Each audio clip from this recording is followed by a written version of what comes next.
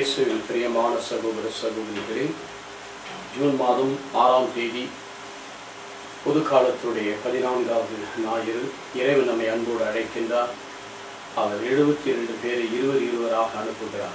72 பேர் மோசேயுடைய 72 பணியாளர்களுக்கு அவர்கள் அனுப்புகிறார்கள். அவர்கள் அனுப்புகிற விதத்தையும் அவர்களுக்கு சொன்ன பதிலையும் குறித்து நாம் தியானிப்போமாக. எங்கள் நல்ல ஆண்டவரே, இந்த பொதுக்காலத்தினுடைய 14வது வாரத்தில் இருக்கும் நாங்கள் உங்களுடைய இரக்கத்தையும் உங்களுடைய பரிவையும் நாங்கள் நிறைவாக பெற்றுக்கொள்ள எங்களுக்கு சொல்லித்தாரும்.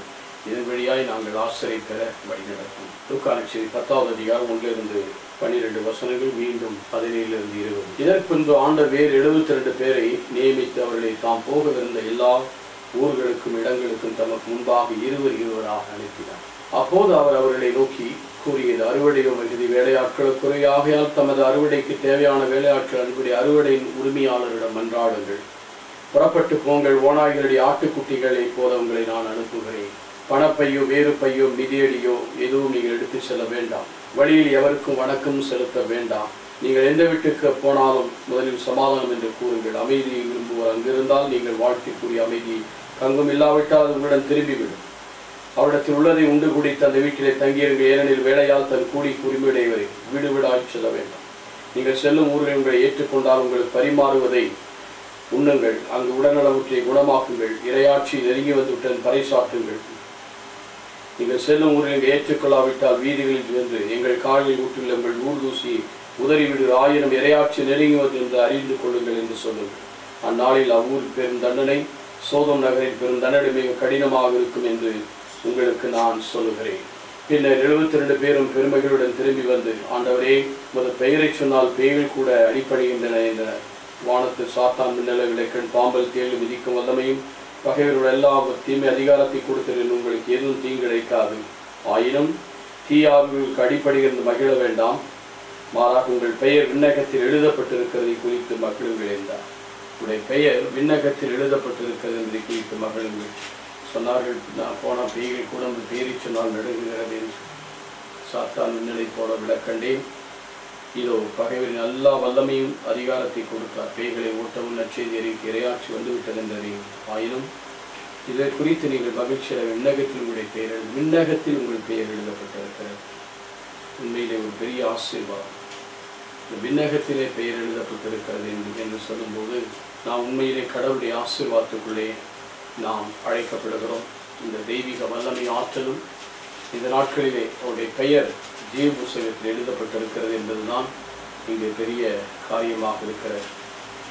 இலக்கருமையானவர்களே, உண்மையிலே கடவுளுடைய ஆசீர்வாதம் எங்கெல்லாம் செயல்படுகிறதோ அங்கே கடவுளுடைய வல்லமை இருக்கிறதை நாம் பார்க்கிறோம். கடவுளுடைய சமூகத்திலே உங்களுடைய பெயர் எழுதப்பட்டிருக்கிறது என்பது ஒரு பெரிய ஆசீர்வாதம். மற்ற எல்லாம் நம்மிடத்தில் இருந்தாலும் கூட நம்முடைய பெயர் ஜீவ புஸ்தகத்தில் எழுதப்பட்டிருக்கிறது என்பதை பார்க்கும்போது உண்மையிலே நாம் பெருமிதம் கொள்ள வேண்டும். கடவுளோடு இருப்பதை தான் ஆண்டவர் விரும்புகிறார் என்பதை சுட்டி காட்டுகிறார்.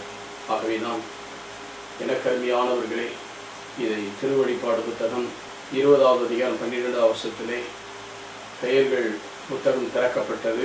அதிலே இறந்தவர்களுடைய செயல்கள் எழுதப்பட்டிருந்தன. அதற்கேற்றவாறு தீர்ப்பு வழங்கப்பட்டது என்று திருவழிபாடு 20வது அதிகாரத்திலே பார்க்கிறோம். திருவழிபாடு புத்தகம் 3வது அதிகாரம் 5வது சொல்லப்பட்டிருக்கிறது. இதோ யார் வெற்றி பெறுகிறாரோ அவருக்கு வெண்ணாடை வழங்கப்படுகிறது. அது மட்டுமல்ல, அந்த வெண்ணாடை அணிந்து கொள்கிறார்கள். அவருடைய வாழ்க்கையிலே இவ்வாறு வெண்ணாடை அணி பெற்று வாழ்வின் நூலிலிருந்து அவர்கள் பெயர்கள் நீக்க மாட்டேன். மாறாக தந்தை முன்னிலையிலும் அவருடைய வானதூதர் முன்னிலையிலும் அவருடைய பெயர்களை அறிக்கையிடுவேன். இலக்கருமையானவர்களே, தந்தை முன்னிலையிலே யார்? ஆண்டவராகிய இயேசு கிறிஸ்து. அவருடைய வானதூதர்கள் எப்பொழுது நமக்கு பாதுகாவலாக இருக்கிறார். நம்ம பாதுகாக்க முன்னை குறித்து தம் தூதர்களை கட்டளையிட்டுள்ளார். திருப்பாடல் 91 சொன்னது போல அவர்கள் நமக்கு பாதுகாவலாக இருக்கிறார். நம்முடைய தூதர்கள் எப்பொழுது விண்ணகத்தை தந்தையை நோக்கி முகத்தை பார்த்து கொண்டிருக்கிறார். கமாண்ட் எப்பொழுது கிடைக்கும். ஆகவே நான் முன்னிலையில் என் தந்தை முறையிலும் அவருடைய வானதூதர் முறையிலும் அவர்களின் பெயர்களை அறிக்கையிடுவேன். நமது பெயர்கள் நமக்கு கொடுக்கப்படும் என்று சொல்லப்பட்டிருக்கிறது. மிக முக்கியமான ஒரு கருத்து. மேலும் விடுதலை பயணம் 32வது அதிகாரம் 32-33 மோசே வெயிலை வந்து பார்க்கும்போது கண்டுகுட்டி வணங்கி இருக்கிறார்கள். அவர்களெல்லாம் தூக்கி எறிந்து உடைத்து குடித்து பிறகு அவர் என்ன சொல்லுகிறார்? இவர்களை மன்னித்து விடும், இல்லை என்றால் என்னுடைய பெயரை ஜீவ அவர் சொல்ற எவன் பாவம் செய்கிறானோ அவனுடைய பெயரை தான் ஜீவபுஸ்தகத்தில் நான் எடுத்து போடுவேன் என்று விடுதலை பயணித்து 32வது 32 33 சொல்லப்பட்டிருக்கிறது. ஆகவே உண்மையிலே ஒரு பெரிய ஆசீர்வாதம் தான். நம்முடைய வாழ்க்கைக்கு அது என்றுமே நிறைவுள்ளதாக இருக்கிறது. மேலும் திருப்பாடல் 69:28 பார்க்கவும், நம்முடைய பெயர் ஜீவ புஸ்தகத்திலே அவரோடு இருக்கிறவர்கள், அவரோடு வாழ்கிறவர்கள், அவரோடு நிலைத்திருக்கிறவர்கள் அனைவருமே அவருடைய சமூகத்தில் எடுத்துக்கொள்ளப்படுவார்கள். அவருடைய சமூகத்திலே பெயர்கள் எழுதப்படும். அவருடைய பெயர் என்றைக்குமே மறக்கப்படாது என்று சொல்லப்பட்டிருக்கிறது. திருப்பாடலில் பார்க்கிறோம், மெய்வாழ்வுக்குரியோரின் அட்டவணையிலிருந்து அவருடைய பெயரில் நீக்கிவிடும், அவற்றை நேர்மையாளர் பெயரோடு சேர்க்கார்.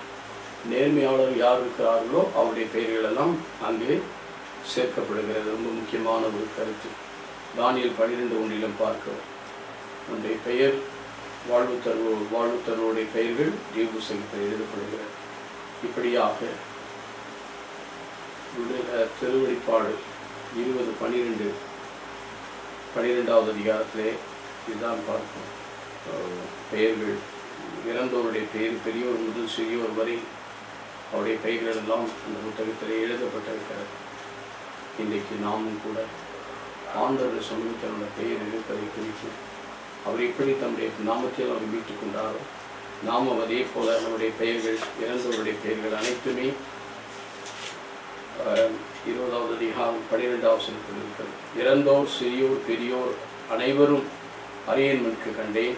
அப்பொழுது நூலில் திறந்து வைக்கப்பட்டது, வேறொரு நூல் திறக்கப்பட்டது, அது வாழ்வின் நூல். இறந்தோரின் செயல்கள் அந்நூலில் எழுதப்பட்டது. அவருடைய செயல்களும் எழுதப்பட்டது. அவற்றிற்கு ஏற்ப அவர் தீர்ப்பு வழங்கப்பட்டது. அக்கார்டிங் டு தி ஜட்ஜ்மெண்ட் சொல்லுங்க. அதான் கவனிச்சு 8வது இயேசு கூட தரையில் எழுதுகிற அர்த்தம் 17வது அதிகாரத்திலே எரேமியா புத்தகத்தில் இருந்தாலும் கூட தன்னை விட்டு சென்றவர்கள் தரையில் எழுதப்படுவார்கள். உண்மையிலே நம்முடைய செயல்களெல்லாம் அந்த நூல்களிலே எழுதப்படும். அதற்கேற்ற முறையில் நமக்கு தீர்ப்பு வழங்கப்படும். ஆகிய ஆண்டவருடைய சமூகத்தில் நாம் புத்தகத்தினுடைய காரணத்தில் நம்முடைய சமூகம் ஆண்டவர் நம்முடைய சமூகத்தில் இருக்கிறார். கருமையானவர்கள் எப்படி திருவெளிப்பாடு 3:5 வெற்றி பெற்றவர்களுக்கு இந்த ஜீவபுஸ்தகத்தில் பெயர் எழுதப்படுகிறது.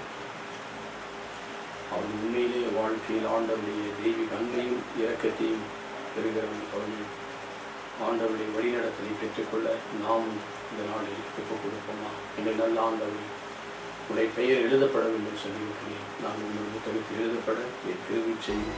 தொடர்ந்து ஆசீர்வதியும். இயேசு கிறிஸ்துவின் நாமத்தில் நல்ல பிதாவே. ஆமென்.